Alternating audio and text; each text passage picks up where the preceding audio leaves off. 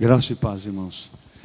Eu peço desculpas naquele momento, mas eu ainda estava coberto pelas emoções e somado às dificuldades da igreja, às vitórias que Deus tem nos dado, mas quando a nossa filha dá testemunho, a gente vem à mente tudo que nós passamos durante 2 anos aí. E, bom, pai e mãe sabem o que é, né? Uma enfermidade toca na carne do seu filho, está tocando na sua alma. Então não tem jeito. Tanto é que o pastor Dálcio fala comigo, dízimo. Hora de dízimo. O que é isso? Mas estamos bem e nós damos graças a Deus em tudo e por tudo. Nós hoje, a palavra é a última palavra do ano em relação ao tema que envolve esse movimento de restauração pela palavra. Haverá outras mensagens de outros temas daqui para frente. Obviamente que a irmã Betânia está ensinando na escola bíblica, que está no final do ano, essa questão da cura da alma, né? Mas como mensagem, tem sido o tema deste ano, esse movimento de restauração pela palavra. E eu quero tocar nesse assunto hoje, e o tema é viver em quebrantamento e vulnerabilidade. Quanto disto tem acontecido com você em termos de restauração nesse ano, cujo foco da nossa igreja foi este? Talvez você tenha vivido tempos em que você tenha dito para Deus que o Senhor me deixou sozinho na minha angústia. Talvez você já tenha declarado e ainda continue declarando, se você está vivendo um momento muito difícil. Talvez você tenha dito que Deus pode existir, mas Ele não se importa comigo. Talvez você tenha dito em algum momento, e talvez em relação às suas orações, você não falou, mas pensou, que as suas orações talvez sejam monólogos patéticos. E talvez você tenha se perguntado se Deus é injusto, ou se Ele está calado, ou se Ele se escondeu de você. Eu posso dizer para você que eu sou um cara que já sofreu um pouquinho na vida, mas eu nunca duvidei da presença de Deus e do que Deus pode fazer. Uma vez uma das minhas filhas, 17 para 18 anos, estava com aneurisma cerebral no hospital, e algo de repente, entre vida e morte, operada, a nossa segunda filha, e um pastor disse o seguinte para mim: Ramírez, ele recitou o versículo, que Deus age em todas as coisas para o bem daqueles que o amam. Você pode não entender na hora o que está acontecendo, e você não entende mesmo, mas você vai ver no decorrer da história de que Deus sempre faz o melhor. Eu conto a história de uma jovem mãe que escreveu que certa vez que a sua alegria se tornou em amargura, que a sua alegria se tornou em profunda tristeza quando ela deu à luz uma menina com espina bífida, que é um defeito de nascimento que deixa exposta a medula vertebral da criança, da pessoa. E ela relatava como as contas médicas exauriram as suas economias até o final, e todas as economias da família, e como o seu casamento ruiu quando o seu marido passou a ficar ressentido com o tempo que a mãe dedicava à filhinha que estava doente. E à medida que a sua vida se desintegrava, ela começou a duvidar de que antes ela havia crido acerca de um Deus amoroso. É difícil explicar as coisas que acontecem, as tempestades na vida de uma pessoa. Uma coisa é cantar, é louvar, é estar junto, domingo à noite. Meu irmão, eu não perco domingo à noite, culto na igreja, mas nem que a vaca tussa. Porque é um momento de comunhão, de alegria, Agora, uma coisa é quando tudo parece estar caminhando bem e Cristo parece ser suficiente, mas e quando vem o sofrimento na sua vida? Quando os problemas não estão indo além do que você imaginava, quando as coisas não estão dando certo, quando a família se desfaz, quando uma doença inesperada bate à sua porta, quando você atravessa um deserto, um vale, quando nós não conseguimos evitar os paradoxos, as contradições que parecem anular os seus sonhos,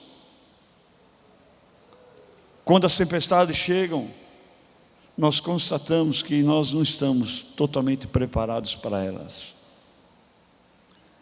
O problema é que ao invés de ser quebrado, de se deixar ser quebrado pelos espinhos da vida, nós queremos de repente fugir, queremos lutar, queremos nos esconder. E nós não passamos por aquele problema de dificuldade. Quantas vezes nós queremos fugir, ou seja, enterrando a nossa dor, e aí os problemas vêm na alma depois. A Betânia entende disso. Não porque está passando por problema, porque você acalenta as pessoas, faz terapias e outros psicólogos aí. Quando nós tentamos enterrar a nossa dor em alguma forma de comportamento destrutivo, evitando a vida, e a maioria das pessoas passa pela dor, foge dela, uma anestesia, colocando a sua energia em algo. E aí às vezes você vê mulheres enterrando-se em cuidar dos seus filhos como forma de olhar para outras áreas da vida, outras áreas quebradas de sua vida. Homens que derramam a sua energia para terem sucesso em suas profissões, enquanto falham miseravelmente em casa. Muitas vezes, quando vêm os problemas, nós lutamos, tornamos-nos irritados, amargos, violentos, evitando a vida. E outras vezes nós tentamos ocultar, ou nos ocultar. Nós construímos nossas vidas muitas vezes encobrindo os danos, encobrindo as rachaduras, as nossas fragilidades, as nossas limitações e as nossas imperfeições. E na superfície, quando as pessoas olham para você, parece que tudo está bem na sua vida. Mas como todo mundo, você não está bem. Você está rachado, você está quebrado, você está danificado por dentro. É isso que acontece no mundo que vivemos. E eu sou apaixonado por algumas vidas na Bíblia. E uma delas é pela vida do apóstolo Paulo. É um texto, para mim um texto maravilhoso, e que as pessoas não conseguem entender que tipo de espinho era esse. Segunda carta de Paulo aos Coríntios, capítulo 2. Com certeza você já ouviu de tudo sobre esse tal de espinho. E com certeza você ouviu de tudo e não ouviu nada. Espero que você ouça um pouco hoje. Esse texto é um texto fantástico.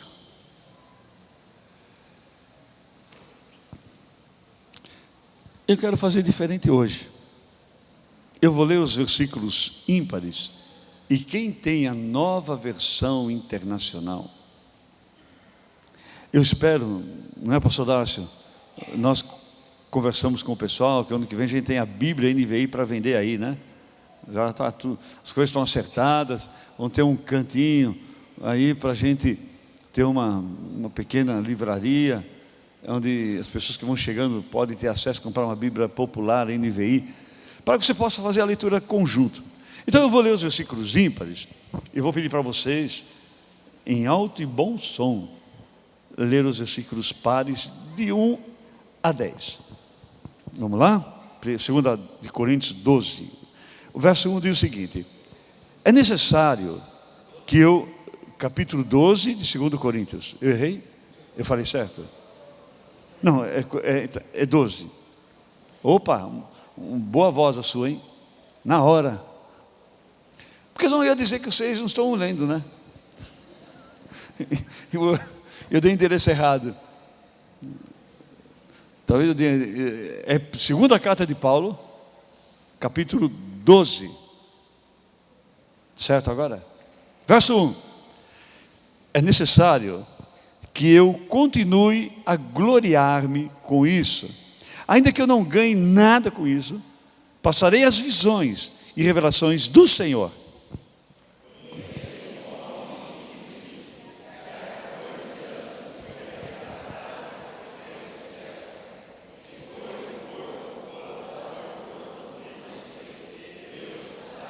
E sei que esse homem, se no corpo ou fora do corpo, eu não sei, mas Deus o sabe.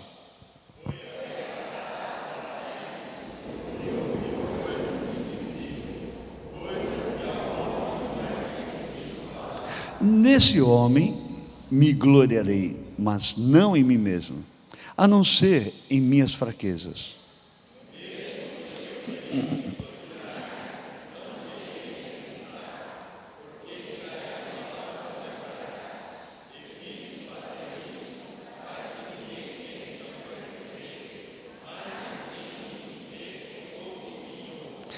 Para impedir que eu me exaltasse por causa da grandeza dessas revelações, foi-me dado um espírito na carne, um espinho na carne, um mensageiro de Satanás para me atormentar.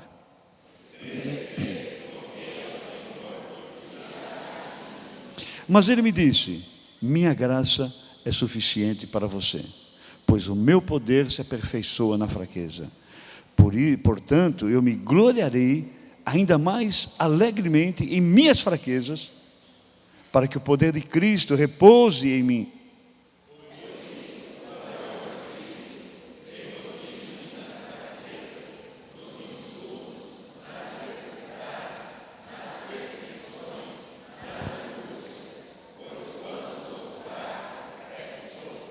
Amém. O maior cristão que já viveu, escreveu quase a metade dos livros do Novo Testamento, expandiu o cristianismo no primeiro século de uma forma que permanece intacto até hoje, e mesmo assim, a sua autoridade e a sua posição como apóstolo foram confrontadas mais de uma ocasião. Aí entra a relação de sua compreensão pela fraqueza e quebrantamento. Pior momento na vida de Paulo, sofrendo perseguição de supostos líderes na igreja de Corinto, espinho na carne. Tanto é que o capítulo 2, eu preguei já sobre isto, não sobre a mensagem de hoje, o tema de hoje, porque nós não vamos entrar na exegese toda desse texto, apenas em parte dele, para entendermos inclusive o que era esse espinho na carne, o que tudo leva a crer de que era. Eu fiz uma exegese dessa carta de 2 Coríntios, e a carta toda é uma carta muito difícil para o apóstolo Paulo. Tanto que no capítulo 2, verso 4, eu peguei numa mensagem, fui pegando alguns versículos, até chegar no capítulo 12. Ele diz que eu lhes escrevi com grande aflição, e está falando desta carta, e angústia, para não entristecê-los, mas para que soubesse como é profundo o meu amor por vocês. E a partir do capítulo 10, ele começa a defender o seu ministério de verdade. E no capítulo 11, versículo 13, ele diz: pois tais são falsos apóstolos, obreiros enganosos, fingindo-se apóstolos de Cristo. E aí na sequência, ele está escrevendo uma carta. Ele está escrevendo um livro de capítulos que não tem nada a ver, desconectados um com o outro. É uma carta que ele está escrevendo. Tanto é que no começo dessa carta, ele diz que, olha, foi-me aberta uma porta para eu evangelizar, para eu falar, mas eu estava mal demais. Então, eu fui me encontrar com os meus companheiros.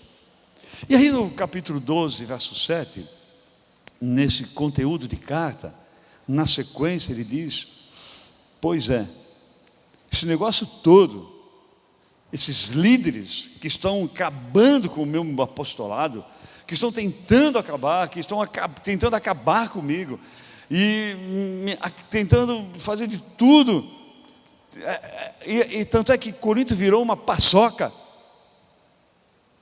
Olha, eu concluo que Satanás é que me mandou esse mensageiro para me atormentar.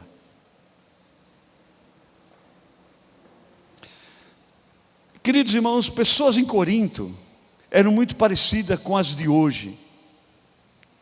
A cidade da Grécia era uma das maiores e mais poderosas cidades do mundo, densamente povoada, multiétnica, sexualmente livre das amarras tradicionais. Era uma combinação de São Paulo, Rio de Janeiro, Bahia, Salvador e outras cidades do nosso país, para não sair fora do nosso país. Se você é uma celebridade, se você é um atleta, se você é um ator, se você é uma atriz, se você é rico, se você é um político de sucesso, e hoje você sabe que eu não ponho nenhum dedo no fogo para o político de sucesso. Eu ponho a mão no fogo por vocês, pelos pastores da igreja. Saiu daí para fora, não põe a mão no fogo por ninguém. Então, se você é alguma das pessoas ilustres na sociedade, você é considerado forte. Porque as pessoas ficam deslumbradas com as nossas capacidades, com as capacidades verbais, intelectuais e uma série de coisas de outras pessoas. A nossa cultura tem muito a ver com o mundo de poder e de força. E nós olhamos para as grandes construções, para as finanças, para o número de pessoas, para os grandes orçamentos, para demonstrar o sucesso das nossas igrejas e ministérios. Naquela rodada de mensagens que os pregadores, pastores vieram pregar em várias igrejas, eu fui para lá, outro veio para cá, e papapá. Eu só não deixei o pastor Dado sair de cá, porque se eu sair, ele tem que ficar, né? Tem jeito. E aí, também, o pastor Dado saiu, foi, mas o pastor Henrique também ficou. E aí, uma coisa que eu disse, isso é direto. Eu chego em algum lugar, você é pastor em São Mateus. Pessoal, ninguém pergunta de mim. Ninguém fala da minha família. O pessoal vai perguntando, você é de São Mateus? Puxa, vocês são quantos membros lá? Mas para quem você quer saber quantos membros temos? Pô, pergunta de mim, poxa. Eu quero perguntar assim, quantos membros? Vocês já estão construindo? Cara, você está interessado em quê, na verdade? Por que você quer saber quantos membros temos? Isso é o de menos. Pô, ninguém pergunta de você. Sabe, sucesso. Você vê conversa entre pastores por aí, é de rir. Tudo mentiroso. A minha igreja. Os caras só falam de igreja, só falam das coisas boas. Os caras só falam das vitórias. Pô, eu fico preocupado, porque a gente está cheio de luta aqui. Sabe, não é isso? Só canta vantagem, sabe? É aquele negócio, ufania, sabe? Só conta. Essa é a nossa cultura. Aí chega o apóstolo Paulo, e ele defende a autoridade da sua liderança, não pelas visões que ele teve, não pelas revelações, não pelos dons espirituais, mas pela sua fraqueza. E ele escreve como Deus permitiu esse espinho na sua carne, em sua vida, porque Deus queria humilhá-lo. Eu imagino que se Paulo estivesse pregando hoje, aqui ou em alguma conferência de pastores, o seu primeiro tópico não seria como ele plantou as 21 igrejas que plantou, lá na Ásia Menor, nem suas inúmeras viagens, nem as suas façanhas, como foi libertado da prisão, uma série de coisas. Não, ele não abriria um congresso com passos para levantar líderes, como aumentar as finanças da igreja, como ter o seu jato particular, como ter os seus jatinhos. Eu e Paulo estamos assim, Talvez ele começasse primeiro e dizer como Deus não respondeu às suas orações pelas suas curas pessoais. Como Deus não o libertou daqueles falsos. Talvez ele se descreveria a si mesmo: Senhor, como eu sou fraco, como eu sou ferido, eu sou um quebrantado. Eu sou o tipo do cara que quando vou para uma cidade não preciso alugar nem hotel. Eu sei que eu vou para uma cadeia, para uma prisão, vou apanhar. E ele poderia acrescentar assim: Deus pode me usar, Ele pode usar você, Ele pode usar qualquer um. Por quê? Porque é Jesus em mim, é Jesus em nós, e não as minhas próprias habilidades, meus talentos, etc. e tal. Por quê? Porque o reino de Deus não está sobre o nosso poder, sobre as nossas forças, mas pelo poder de Jesus Cristo, pela força do Senhor. Não é a nossa. É por isso que diz o seguinte: olha, seja você, esteja a situação que você estiver, seja forte, porque o poder de Deus se aperfeiçoa nas suas fraquezas. Amém, irmãos? Sabe, esse é Paulo. Deus sabia que Paulo seria insuportável sem esse espinho. Você pode imaginar, por que insuportável? Você pode imaginar o que Paulo poderia ter sido? Talvez ele se tornasse arrogante, cheio de orgulho, e o fluxo do poder de Deus teria diminuído. Então Deus, isso tudo é para que Paulo conseguisse ser alguém debaixo da unção de Deus. O que eu aprendo com isso? Eu aprendo, meus irmãos, a aceitar as minhas dificuldades como um presente de Deus. Que eu não gostaria de desembrulhar, mas alguns presentes já vêm desembrulhados para mim. Queridos irmãos, quais têm sido suas dificuldades? Que espinhos, que cicatrizes você carrega na sua alma? Qual é a sua fragilidade emocional, física?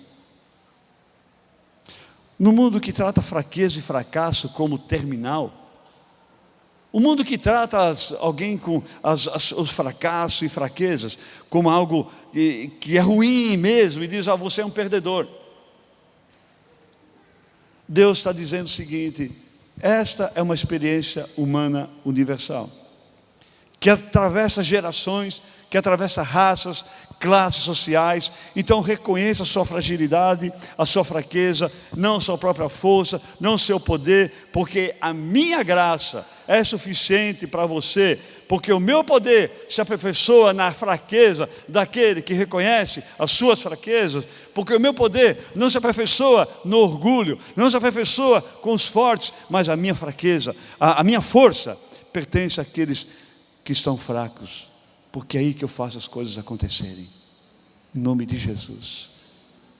Meus queridos irmãos, o milagre que acontece na nossa igreja, o irmão chegou para mim hoje, passou muito tempo ausente, e falou assim, por causa das suas viagens, falou assim: pastor, vocês fazem milagres aqui.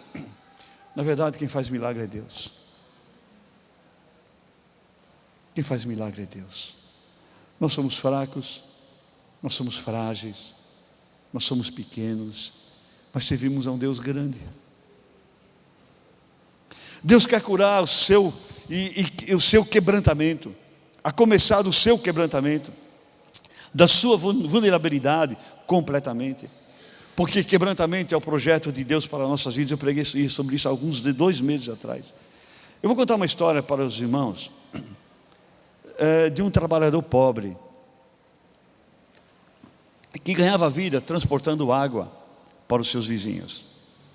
Esse trabalhador usava 2 potes, que pendurava nas pontas de uma vara.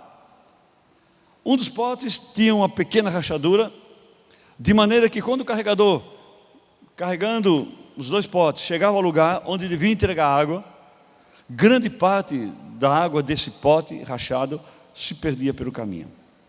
Isso durou muito tempo, até que um dia o pote rachado ficou tão envergonhado por perder tanta água, que falou ao seu dono: eu sinto-me, Senhor, tão incompetente, incapaz, porque eu perco tanta água pelo caminho. Eu estou frustrado, Senhor, e humilhado, por não ser como outro pote. Sempre que você chega ao destino, só consigo fornecer metade da água. Eu me sinto tão inútil. Ao ouvir essas palavras, o carregador de água disse ao pote rachado: infelizmente, meu querido pote rachado, você tem estado tão preocupado em reter a água, lutando contra o problema da rachadura, que não tem reparado numa coisa maravilhosa que aconteceu durante todo esse tempo. Vem aqui que eu vou mostrar para você. E aí o carregador de água foi com o pote até a fonte onde apanhava água diariamente e começou a percorrer lentamente o caminho que fazia todos os dias. E começou a mostrar para o pote rachado as belíssimas flores que ficavam à margem do caminho. Finalmente disse-lhe: está vendo essas flores? Elas são regadas várias vezes ao dia pela água que vaza das suas rachaduras. Por isso estão sempre tão lindas. Se não fosse essa rachadura, não haveria flores à beira da estrada a alegrar a vida daqueles que passam por aqui. Meus queridos irmãos e irmãs, é assim que Deus trabalha com a sua vida, com a nossa vida. Ele trabalha com as nossas rachaduras, com os nossos problemas, com as nossas falhas. Por isso, deixe de lado seus pontos fortes, sucessos.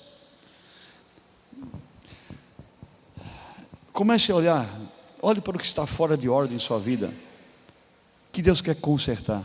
Porque quando você fica olhando só para as coisas que estão tudo bem, você não dá chance para Deus trabalhar com o que não está bem. Saiba que sendo fraco é que você se torna forte no Senhor. Talvez você pense que Deus só usa os bons e fortes, homens e mulheres acima da média.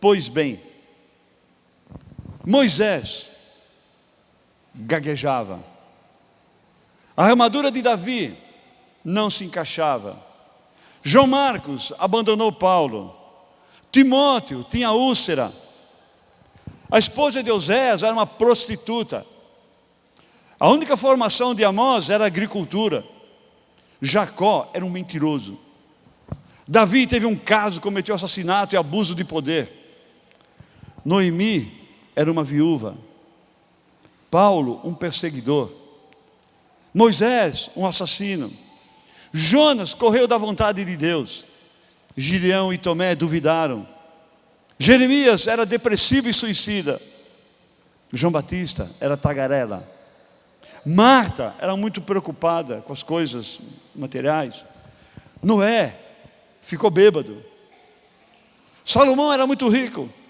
e Jesus era muito pobre, Abraão era muito velho e Davi muito jovem, Pedro tinha medo da morte e Lázaro estava morto, Moisés tinha pavio curto, como Pedro, Paulo e muitos heróis da Bíblia. Você se encaixa em algum caso aqui? Eu me encaixo. É esse o tipo de gente que Deus usa com um monte de rachaduras e faz milagre, para que eu nem você nos gloriemos em nós mesmos, mas nos gloriemos no poder de Deus. É Ele que faz as coisas acontecerem na sua vida no tempo do Senhor. Deus sempre usou potes rachados para mostrar que esse poder todo é dele e não meu e nem seu. Porque o cara, quando bate no peito e diz que é alguma coisa, meu irmão, quando Deus desliga lá, o cara fala sozinho.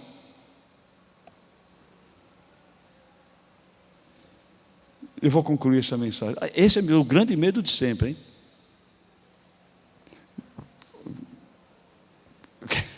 Deus continua aí mandando ver aí, Senhor, porque senão eu começo a falar sozinho e agir sozinho. E aí divide igreja, atropela, machuca pessoas.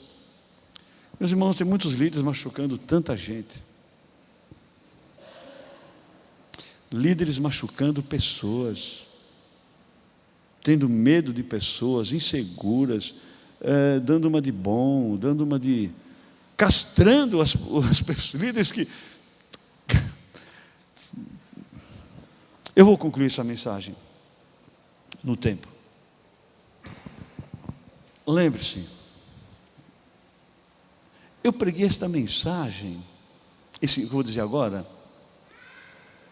foi mais ou menos, foi isso aqui que eu disse, no primeiro domingo, lá no anfiteatro do Caritas. O tema da mensagem foi a graça, eu me lembro agora que foi o tema, a graça e propósito no sofrimento. Admita a verdade sobre você. Esse é o ponto de partida fundamental para Deus mudar a sua vida. Quando você se quebranta e se torna vulnerável, o Espírito do Senhor pode levantar a sua vida, pode curar as suas enfermidades na sua alma, pode resolver os seus maiores problemas. E a força do Senhor começa a fortalecer a sua vida. E você vai se tornar um vaso novo em nome de Jesus. Você se tornará mais amoroso, se achará menos e será mais. O importante é que a graça do Senhor será sempre suficiente para a sua vida. Você pode dizer como Paulo, aí sim, eu me gloriarei ainda mais alegremente, porque o poder de Cristo repousa em mim. A palavra da Bárbara aqui, nossa, como aquilo lá dói para um pai, né? Ó Senhor, se for da vontade de Deus que eu passe novamente por isso, eu orando assim, Senhor, que o Senhor não permita não, quero não ser a sua vontade não.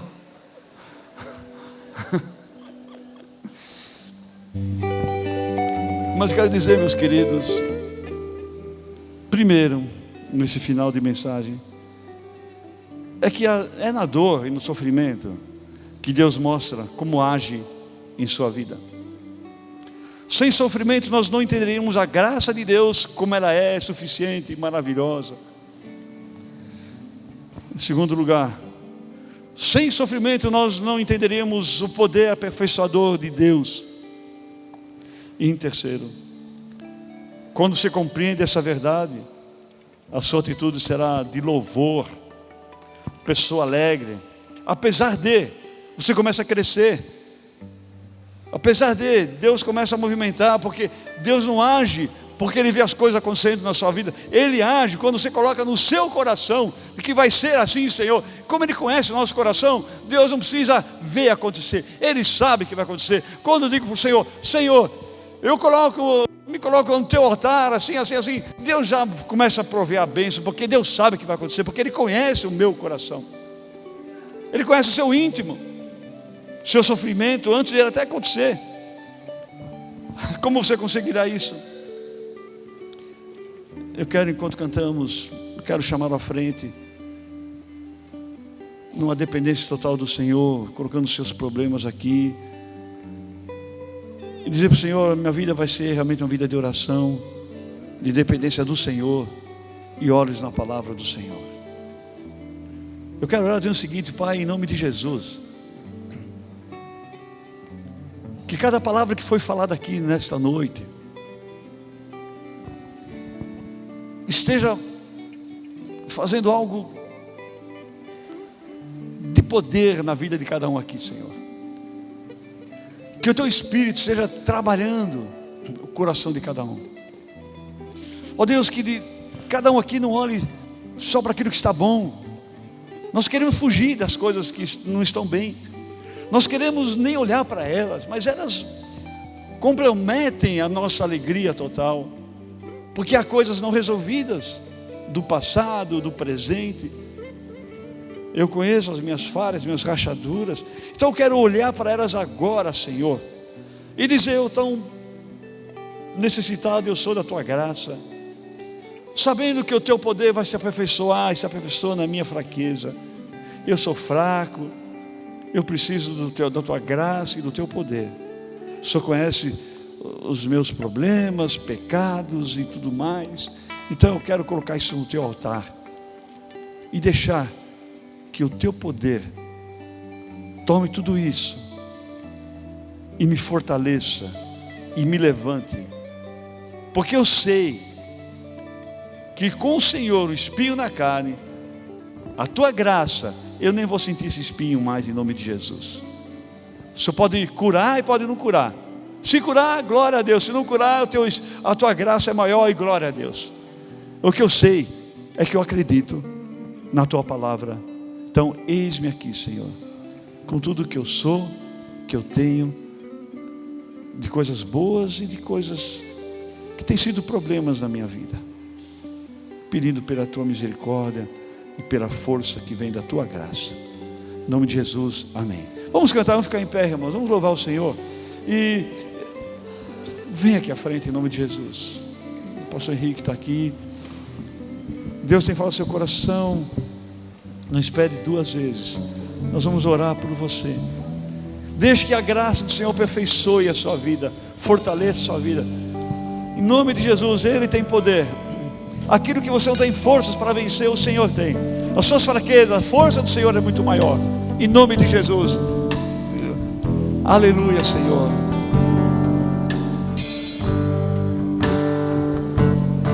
Deus, confirma a tua palavra na vida de cada um dos teus servos aqui, em nome de Jesus. Ó Deus, tu conheces a vida de cada um de nós, desses que aqui estão de maneira muito especial.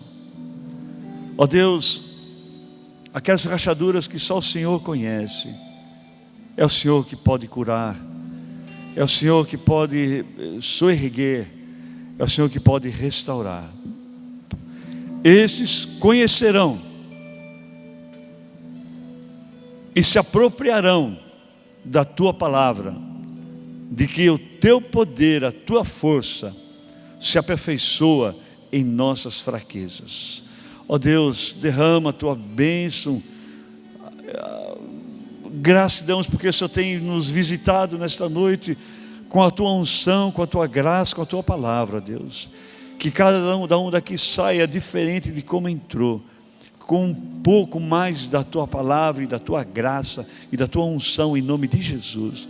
Ó Deus, o Senhor vai à frente, eu sou o que conduz, e com certeza esses ainda testemunharão nos domingos seguintes do que o Senhor terá feito em suas vidas, nas próximas horas, nos próximos momentos, nos próximos dias, em nome de Jesus.